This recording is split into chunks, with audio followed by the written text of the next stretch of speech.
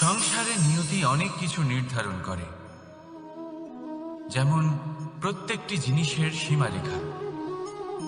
শরীরের মধ্যে থাকা জল, তার মাত্রাও এই নিয়তি নির্ধারিত করে রেখেছে। কি করে? দেখুন, যদি সঠিক সময়ে আপনি পরিশ্রম করে নিজের ঘাম না ঝরান, তাহলে কিছু সময় পরে আপনার চোখের জল অবশ্যই ঝরবে। কারণ সবকিছু যদি ভাগ্যের জোরে পেয়ে যাওয়া যায়, তাকে কর্মের দ্বারা সামলে রাখতে হয়। যদি পরিশ্রম করতে থাকেন, তাহলে যা পেয়েছেন তা সামলে রাখতে পারবেন, আর যা যা আপনি পেতে চান তা অবশ্যই পাবেন। কিন্তু যদি পরিশ্রমের থেকে দূরে থাকেন, তাহলে যা পেয়েছেন তা তো হারিয়ে ফেলবেনই, আর যা পেতে চান তার তো কোনো প্রশ্নই ওঠে না, আর বয়ে যাবে শুধুমাত্র অশ্রু। এবার সিদ্ধান্ত আপনার। কি ঝরাতে চাইবেন আপনি? ঘাম নাকি অশ্রু? রাধা রাধা। এই জীবনে মানুষ শুধু তিনটি জিনিসের পেছনে ছোটে: ছায়া অর্থাৎ সঙ্গী সম্মান, কায়া অর্থাৎ সুন্দর বলিষ্ঠ শরীর, আর তৃতীয় হল মায়া অর্থাৎ ঐশ্বর্য। এবার অবাক করার মতো বিষয় হলো, সময় এলে পরে এই তিনটি বস্তুই সবার আগে আপনাকে ত্যাগ করে। অন্ধকারে ছায়া আপনাকে ত্যাগ করে, বার্ধক্যে কায়া আপনাকে ত্যাগ করে, আর অন্তিম সময়ে মায়াও আপনাকে ত্যাগ করে। এগুলো কিছুই কাজে আসে না যার পেছনে আপনি সারা জীবন দৌড়েই যাচ্ছিলেন। যদি কিছু কাজে লাগে, তা হলো আপনার প্রেমপূর্ণ ব্যবহার যা আপনি সংসারকে দিয়েছেন। এ হলো সেই প্রেম যা অন্ধকারে প্রদীপ হয়ে আপনাকে আলো দেবে। এ হলো সেই প্রেম যা বার্ধক্যে হাত রূপে আপনাকে শক্তি দেবে, সহায়তা করবে। আর যখন আপনার কাছে অর্থ থাকবে না, তখন এই প্রেমই আপনাকে সামর্থ্য যোগাবে। জীবনে যদি কিছু উপার্জন করতে চান, তাহলে শুধু প্রেম উপার্জন করুন। যদি আপনিও আমার মতো দূরের কথা ভাবতে চান, তাহলে শুধুমাত্র প্রেম উপার্জন করুন। আর এখন এই প্রেম ভাব নিয়েই বলুন, রাধা রাধা। কখনো প্রদীপ জ্বালাতে গিয়ে আপনার হাত পুড়ে গেছে? একবার মনে করে দেখুন সেই অনুভূতি। এক্ষুনি মনের মধ্যে যন্ত্রণার এক অনুভূতি বয়ে যাবে। কখনো হাঁটতে হাঁটতে পায়ে কাঁটা ফুটে গেছে? মনে করুন, এক্ষুনি মনের মধ্যে যন্ত্রণার এক অনুভূতি বয়ে যাবে। এরকম কেন হয়ে থাকে? কষ্ট তো শুধু তখন হয়েছিল, কিন্তু যদি আজ মনে করেন, তাহলে সেই যন্ত্রণা আপনার মনে মাথায় থেকেই যায়। এরকম কেন হয়ে থাকে যে জীবনে যখনই আমরা যন্ত্রণার অনুভব করি, তারপর আমরা সেই যন্ত্রণা নিজের সাথে বহন করে নিয়ে চলি? কারণ হলো একটাই, চিন্তা। কোনো যন্ত্রণাই এতটা কষ্ট আমাদের দেয় না যতটা কষ্ট এই চিন্তা দেয়।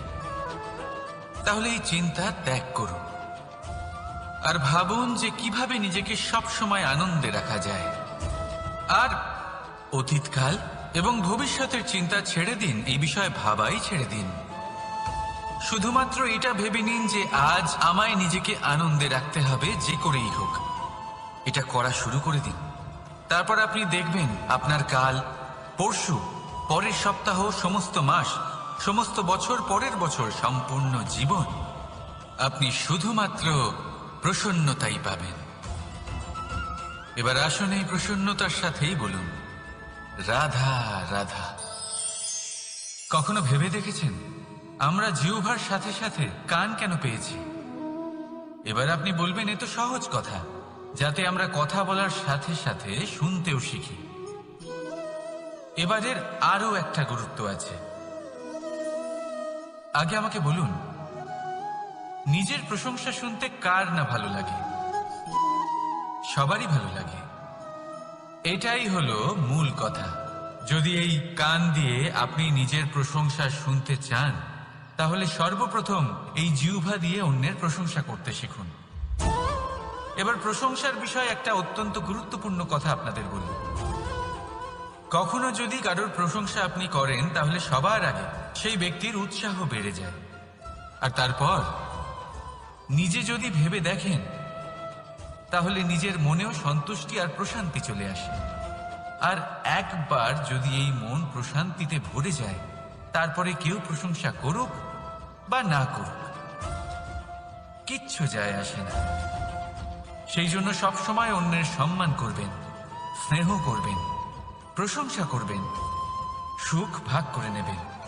যার মধ্যে যেটা ভালো আছে তা বলুন, তাকে মনে করান তিনিও ভালো, তার উৎসাহ বাড়িয়ে তুলুন। তিনি জীবনে সামনে এগোবেন, আর এই ব্রহ্মাণ্ড আপনাকে কখনো পিছিয়ে থাকতে দেবে না। রাধা রাধা। সত্য এবং অসত্য দুটোর মধ্যে পার্থক্য কি আছে? পার্থক্য হলো অ অক্ষরটার। এবার অ দিয়ে হতে পারে আরম্ভ, অ দিয়ে হতে পারে অন্ত।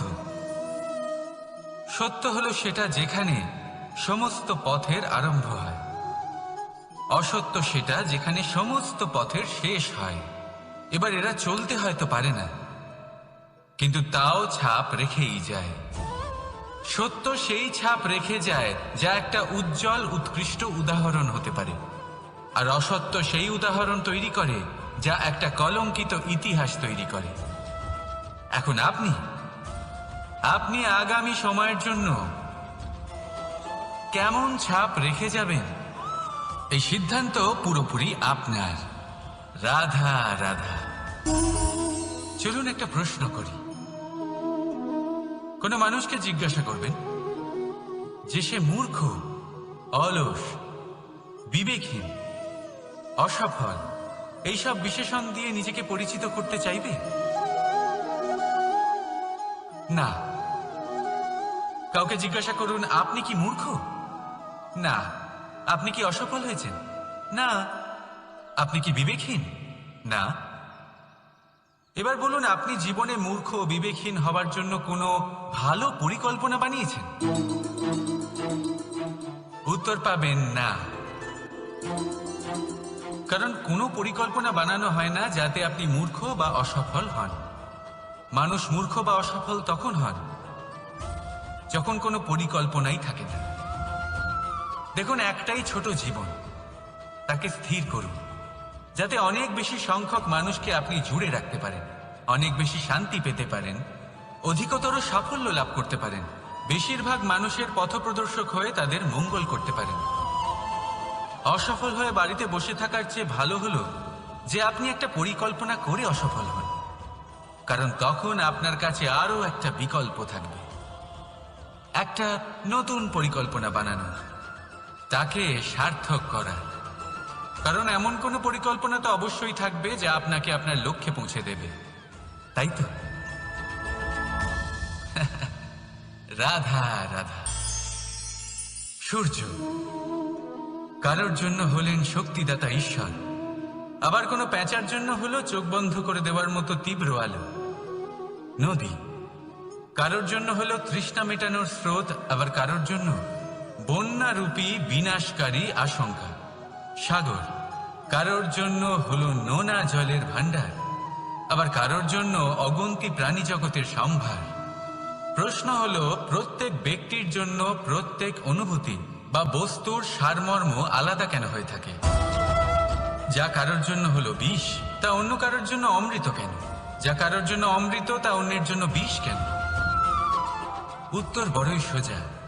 আমরা বস্তু বা অনুভূতিগুলিকে সেভাবে দেখি না যেরকম তা হয়ে থাকে, আমরা বস্তু বা অনুভূতিকে সেভাবে দেখি যেরকম আমরা হয়ে থাকি। এবারের উপায় কি হতে পারে? নিজেকে পরিশুদ্ধ করুন, সব কিছুই শুদ্ধ হবে। রাধা রাধা। প্রেম, ঘৃণা, এই দুই হলো একই শব্দ। কিভাবে? দেখুন না, দুটোতেই আড়াই অক্ষর রয়েছে। দুটোই হলো সেই অনুভূতি যা আমাদের মনের সাথে জড়িত, আর এই দুই অনুভূতির সাথেই জড়িত মানুষ আমাদের জন্য গুরুত্বপূর্ণ।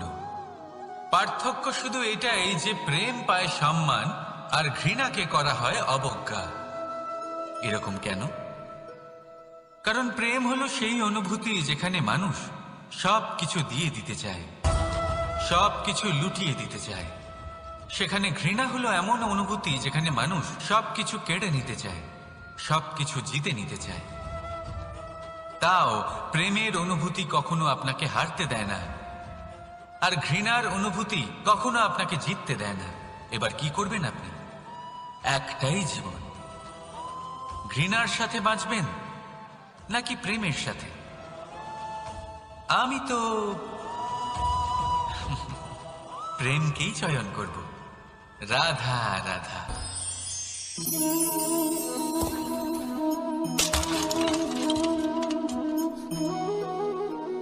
এ কি হলো?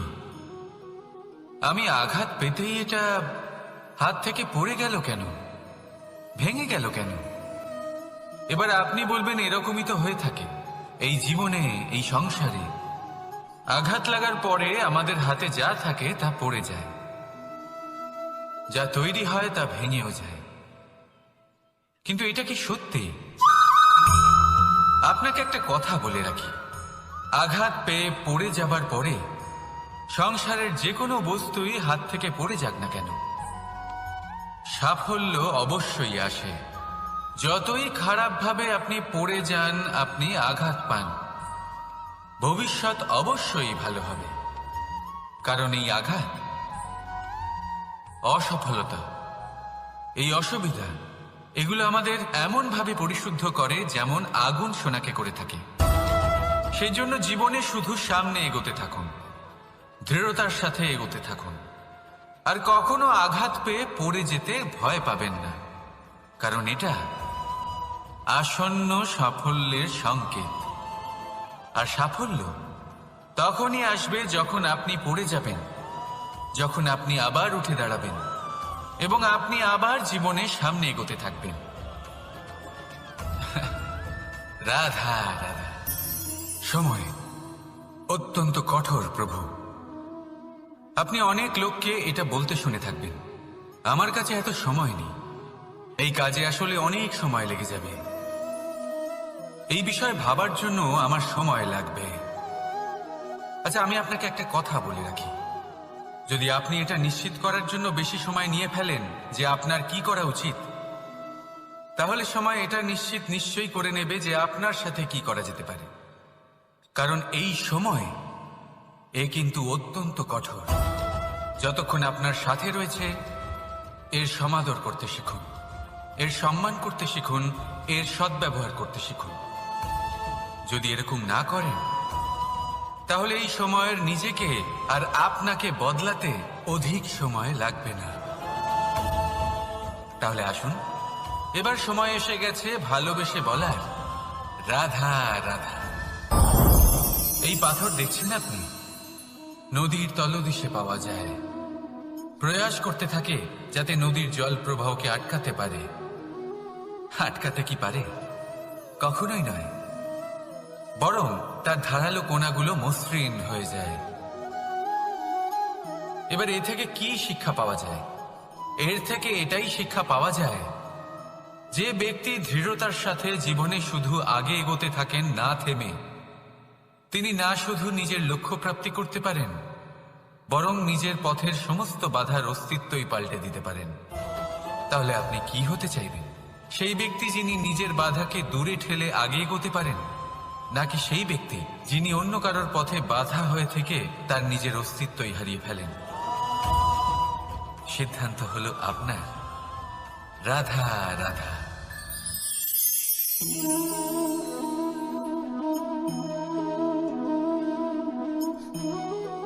এই শুকনো পাতা দেখতে পাচ্ছেন?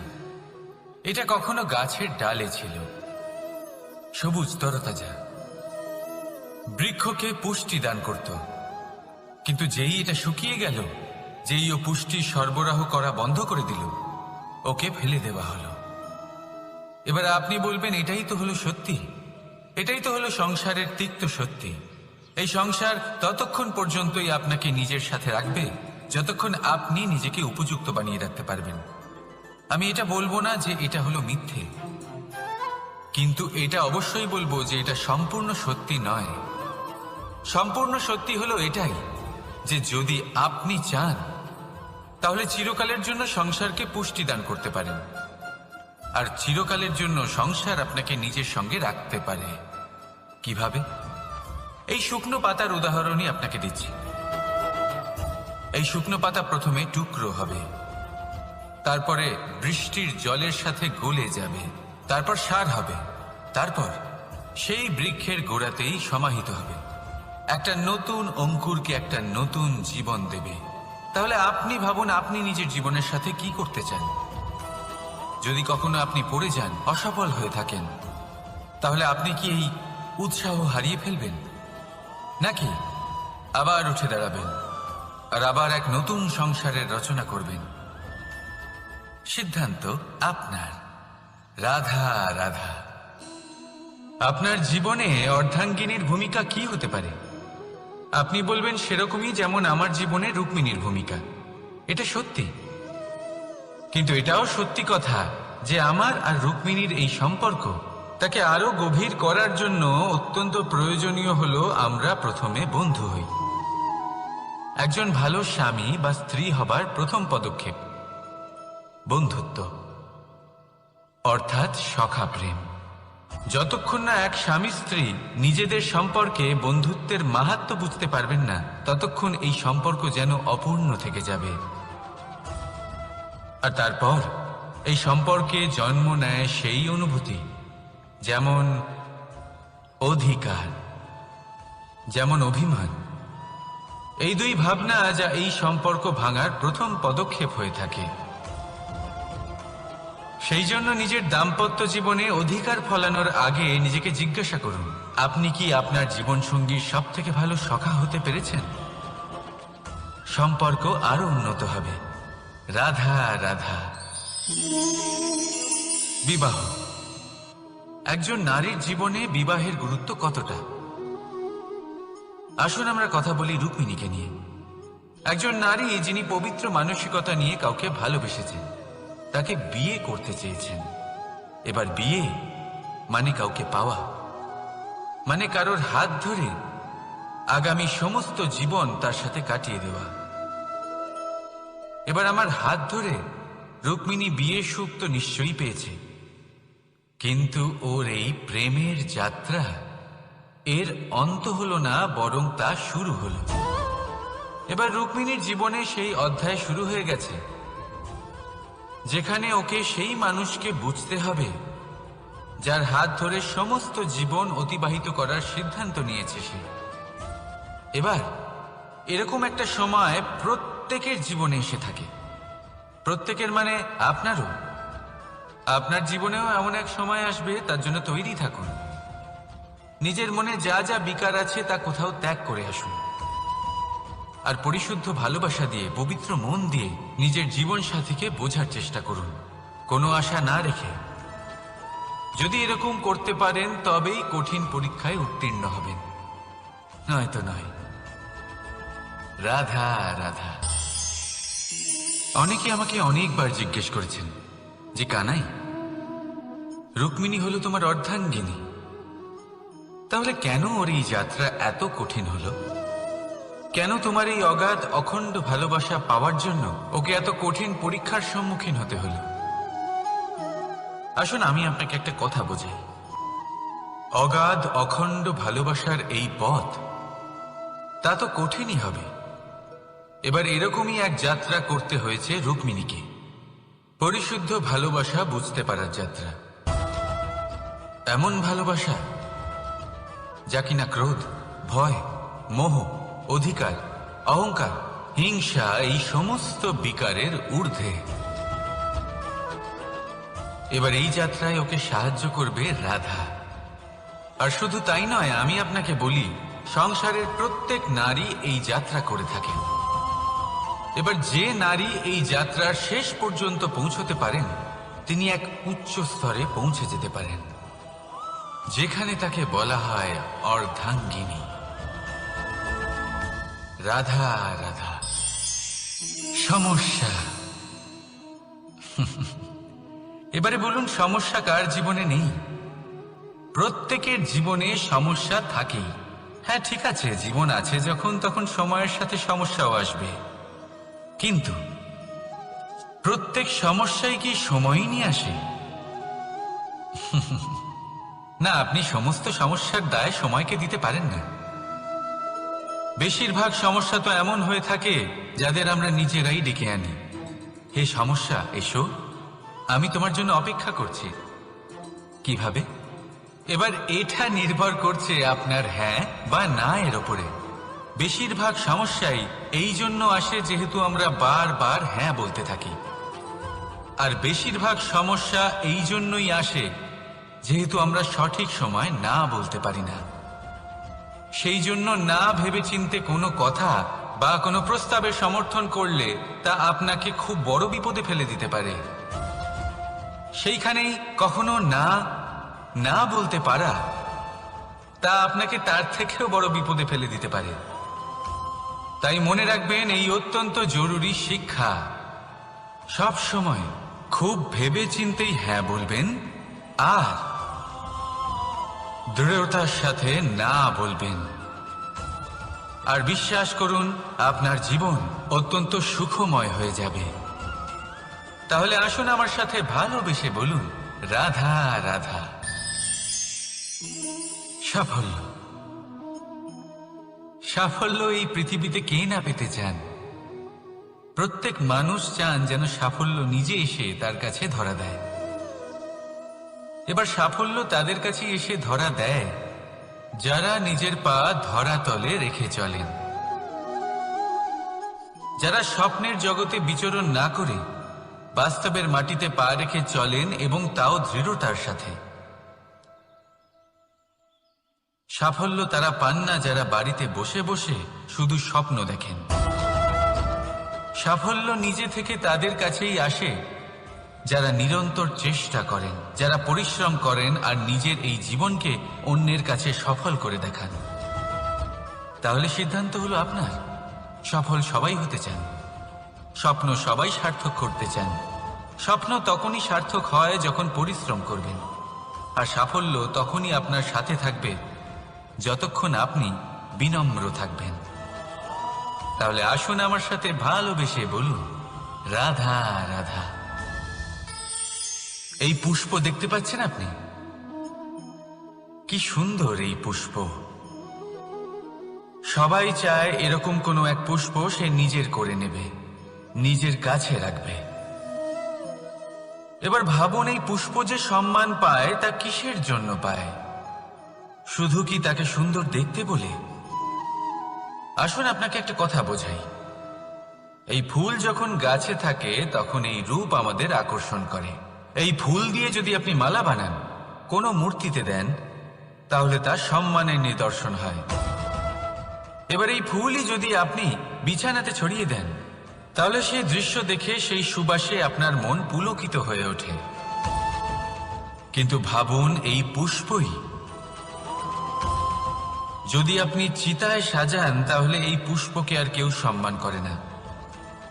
একই রকম কথা, সেই একই পুষ্প এক পরিস্থিতিতে সম্মান পাচ্ছে, এক পরিস্থিতিতে নয়। কেন? কারণ এতেই লুকিয়ে রয়েছে একটা গুরুত্বপূর্ণ শিক্ষা। এর সারমর্ম হলো এটাই যে এই সম্মান ব্যক্তি বা বস্তুকে করা হয় না, সম্মান করা হয় সময় এবং পরিস্থিতিকে। এবার এই যে সময়, তা কখনোই আমাদের বশে থাকে না। আমাদের বশে থাকে পরিস্থিতি। আমাদের পরিস্থিতি কেমন হবে তার সিদ্ধান্ত স্বয়ং আমরাই নিই, আর যেরকম আমাদের পরিস্থিতি হবে সেরকমই আমাদের সম্মান করা হবে। তাহলে আসুন আমার সাথে ভালোবেসে বলুন, রাধা রাধা। আপনি কখনো কোনো ঝর্ণার ধারে বসে থাকুন আর সেই ধ্বনি শুনতে থাকুন। আহা হা হা, সেই ধ্বনি মনকে শান্ত করে দেয়, আমাদের মধ্যে এক আনন্দের সঞ্চার করে। একেই আমি বলি নৈসর্গিক সঙ্গীত। কখনো ভেবে দেখেছেন এই সঙ্গীত উৎপন্ন করার জন্য জলকে কত পরিশ্রম করতে হয়, কি না করতে হয়? ভেবে দেখুন, সেই জল কোথা কোথা থেকে পড়েছে, কত কত পাথরের সাথে ধাক্কা খেয়েছে, কত তীক্ষ্ণ পাথরের সাথে সম্মুখীন হয়েছে, তাকে কিভাবে পার করেছে, নিজের শরীরের সাথে লেগে থাকা সেই পাথরের সাথে কিভাবে সংঘর্ষ করেছে, কিভাবে সামনে এগিয়েছে। ভাবুন, এই সব কিছু হওয়ার পরেই সেই সঙ্গীত উৎপন্ন হয়েছে। এই ঝর্ণার এই মধুর সঙ্গীত কখনো আপনার কান পর্যন্ত পৌঁছতই না যদি সেই জলের বিরোধিতা করার জন্য সেই পাথর না থাকত। এর সারমর্ম কি হতে পারে? সারমর্ম হলো একটাই, এই সব বাধার সম্মুখীন হন, এদের থেকে দূরে পালাবেন না, কারণ এই বাধা হলো নৈসর্গিক। সবার জীবনে এই বাধা রয়েছে, তার সম্মুখীন হন, জীবনের সামনে এগোন। আর আপনিও নিজের ভেতর থেকে সৃষ্টি করুন এই নৈসর্গিক সঙ্গীত, আর এই সংসারে ছড়িয়ে দিন শান্তি আর প্রসন্নতা। রাধা রাধা। কখনো কখনো আমরা ভাবি যে কোনো ব্যক্তি যিনি ধর্মের পথে চলেছেন, যদি তার দ্বারা কোনো ভুল হয়ে থাকে তাহলে নিয়তি তাকে সেই মুহূর্তেই কঠোর শাস্তি দেন। কিন্তু সেই সব মানুষ যারা সংসারের সবথেকে বড় অধর্মী, বহু নিকৃষ্ট মানের কাজ করেন, তাদের নিয়তি অনেক সুযোগ দেন। তাদের নিয়তি এরকম কঠোর প্রহার করেন না। এই ভাবনা কখনো না কখনো মনে আসেই। ভেবে দেখুন কেন? আসলে জীবনকে বেশিরভাগ মানুষ একভাবেই দেখে থাকেন, বিভিন্ন স্তরে একে দেখা উচিত। এবার আপনি বলুন, এই সংসারে কোনো অধর্মী কখনো প্রেরণার উৎস হতে পারেন? কখনোই নয়। যে মানুষ নিজের আত্মাকে মলিন করে ফেলেছেন, তিনি এই সংসারকে কিভাবে প্রেরণা যোগাবেন? উনি নিজেই বুঝতে পারেন না কোনটা করা উচিত, ধর্ম কোনটা। তাই নিয়তি তাকে একটা সুযোগ দেন, এটা বোঝার সুযোগ দেন যে কোনটা উচিত, কোনটা ধর্ম। সুযোগ দেন নিজের বিবেক জাগিয়ে তোলার, তাকে সুযোগ দেন নিজের অন্তরাত্মার ডাক শোনার। যখন তাতেও কাজ হয় না, তখন নিয়তির কাছে একটাই পথ বাকি থাকে, আর তা হল মহাবিনাশ। মহাবিনাশ হয়তো দেরিতেই আসতে পারে, কিন্তু তা অবশ্যই আসবে। আর যখন মহাবিনাশ আসে, তখন মহাবিনাশের যন্ত্রণা সমগ্র মানব জীবনের যন্ত্রণার থেকে অনেক বেশি হয়। এই কথাটা সবসময় মনে রাখবেন। আর অন্যদিকে যে মানুষ ধর্মের পথে চলছেন, তার দ্বারা যদি কোনো ভুল হয়ে থাকে, তখন নিয়তি তার পরীক্ষা নেন। কিছুক্ষণের জন্য মানুষের মনে হতে পারে নিয়তি তাকে কঠোর শাস্তি দিয়েছেন, কিন্তু সময়ের সাথে আমরা সবাই দেখি যে যখন সেই মানুষ সেই পরীক্ষায় উত্তীর্ণ হন, এই সমস্ত সংসারের জন্য প্রেরণার উৎস হয়ে ওঠেন। অর্থাৎ নিয়তি প্রত্যেক মানুষকে তার কর্ম অনুসারে উচিত ফলও দেন, উচিত শাস্তিও দেন। পার্থক্য হলো শুধুমাত্র সময় আর আপনার দৃষ্টিভঙ্গি। তাই ধর্মের পথে চলুন আর আমার সাথে ভালোবেসে বলুন, রাধা রাধা। দ্বিধাবোধ। অনেক সময় আমরা জীবনে সেই বাঁকে এসে পৌঁছই যেখানে আমরা বুঝতেই পারি না যে এবার কোন দিক নির্বাচন করা উচিত। কখনো এদিকে যাওয়া উচিত মনে হয়, কখনো ওদিকে যাওয়া উচিত মনে হয়, কখনো দুদিকেই যাওয়া প্রয়োজনীয় বলে মনে হয়, কিন্তু তা তো সম্ভব নয়। কখনো কখনো এটা মনে হয় যে এখানেই থেমে যাওয়া ভালো, কোথাও না যাওয়াই শ্রেয়। এবার একেই তো দ্বিধাবোধ বলে। সংসারে এমন কোনো দ্বিধা নেই যার সমাধান সম্ভব নয়। এই দ্বিধাবোধ স্বাভাবিক। আর আপনার এই দ্বিধাকে আমি একটু সরল করে দিই। দ্বিধাগ্রস্ত হয়ে নির্বাচন করলে তখন এটা মাথায় নিয়ে করবেন যে আপনার এই নির্বাচনের ফলে এই সংসারের ওপর, এই সমাজের ওপর কি প্রভাব পড়তে পারে। নিজের লাভ ক্ষতির বিষয়ে ভাবা ছেড়ে দিন আর কর্ম করুন সংসারের মঙ্গলের জন্য, আগামী প্রজন্মের মঙ্গলের জন্য। ভাবুন আপনার এই নির্বাচনের জন্য কিভাবে তাদের জীবনের উদ্ধার সম্ভব। কারণ এই ভাবনাই হলো উচিত ভাবনা। কারণ অনেক সময় ওষুধ একটু কড়া মনে হতেই পারে, কিন্তু এই ওষুধই তো রোগ মুক্তি ঘটায়। সেইভাবে আপনাকেও এই দ্বিধার মুহূর্তে কঠিন নির্বাচন করতে হতে পারে। এই কঠিন নির্বাচন জীবনে কঠিন পরিস্থিতিও আনতে পারে, কিন্তু যদি এই নির্বাচন ধর্মসঙ্গত হয়, যদি এর দ্বারা সংসারের মঙ্গল হয়, তাহলে এই নির্বাচনই হলো সঠিক নির্বাচন। আসুন আমার সাথে ভালোবেসে বলুন, রাধা রাধা। মানুষ নানান ধরনের বাসনা পোষণ করেন, তাদের নানান ইচ্ছে থাকে, অভিলাষা থাকে, নানান কামনা করতে থাকেন, স্বপ্ন দেখেন, প্রার্থনা করেন যেন তা সফল হয়, নিজের সম্পন্নতা কামনা করেন, আর শেষে নিরাশ হয়ে যান কারণ এসব কিছুই পান না। আপনাকে একটা ছোট্ট উদাহরণ দিই। জঙ্গলের রাজা কাকে বলা হয়? সিংহকে। এবার যেহেতু সিংহ বনের রাজা, তাই হরিণ তো তার কাছে এসে এটা বলতে পারে না যে আপনি হলেন বনের রাজা, তাই আপনি আমাকে মেরে ফেলুন, আমাকে খেয়ে ফেলুন আর নিজের ক্ষুধা নিবারণ করুন। এমন তো হয় না। সিংহ যতই বনের রাজা হোক, তাকেও পরিশ্রম অবশ্যই করতে হয়, তবেই তার ক্ষুধা নিবারণ হয়। সেইভাবেই আপনার সমস্ত স্বপ্ন, আপনার সমস্ত ইচ্ছে, আপনার সমস্ত অভিলাষা, সমস্ত আকাঙ্ক্ষা পূরণ হবেই, অবশ্যই হবে, পরিশ্রমের দ্বারা। শুধু ভাবলেই হবে না। তাহলে আপনিও জীবনে পরিশ্রম করুন, নিজের সমস্ত স্বপ্ন পূরণ করুন, আর আমার সাথে ভালোবেসে বলুন, রাধা রাধা। আপনি কি কখনো কোনো উঁচু পর্বতের শিখরে পৌঁছতে পেরেছেন? যদি পৌঁছে থাকেন বা যদি আপনি কোনো উঁচু পর্বতের শিখরে যান, তাহলে ভালো করে দেখবেন, আপনি যত উঁচুতে অগ্রসর হতে থাকবেন, আস্তে আস্তে সমস্ত বনস্পতি বিলুপ্ত হতে থাকে। তারপরে সমস্ত গাছপালা, পশু পাখি সব বিলুপ্ত হতে থাকে। শেষ পর্যন্ত সেই শিখরে থেকে যায় শুধুমাত্র শান্তি, নীরবতা। আমাদের মানুষের সাথেও এটাই হয়। মানুষ যখন আত্মবিকাশের পথে অগ্রসর হতে থাকে এবং নিজের জীবনের শিখরে পৌঁছতে চায়, তখন তার একা থাকা অত্যন্ত প্রয়োজনীয় হয়। আর তাকে তখন ত্যাগ করতে হয় নিজের সুখ স্বাচ্ছন্দ্য, নিজের সম্পত্তি, নিজের সমৃদ্ধি, নিজের সৌন্দর্য। দেখুন, জীবনের শিখরে পৌঁছনো একেবারেই সহজ কাজ নয়। এ হলো অত্যন্ত দুর্গম এক পথ, কিন্তু যদি আপনি সেখানে পৌঁছতে চান, তাহলে আপনাকে ত্যাগের প্রবৃত্তি জাগিয়ে তুলতে হবে। ত্যাগ কি সেটা জানতে হবে, কারণ ত্যাগের ফলেই মনে শান্তি আসে, আর সেই শান্তির ফলে মনে উৎপন্ন হয় প্রেম। আর এই প্রেমই হলো জীবনের অন্তিম লক্ষ্য। তাহলে আসুন আমার সাথে ভালোবেসে বলুন, রাধা রাধা। অধিকার, এটা না কোনো সাধারণ শব্দ, না কোনো ব্যবসা, নিজেই একটা অদ্ভুত ব্যাপার এই অধিকার। স্বয়ং ঈশ্বর মানুষকে জীবন বাঁচার অধিকার দিয়েছেন, কিন্তু যখন কোনো নারীর অধিকারের প্রশ্ন আসে, তখন সেই অধিকারের সাথে কর্তব্য জুড়ে যায়।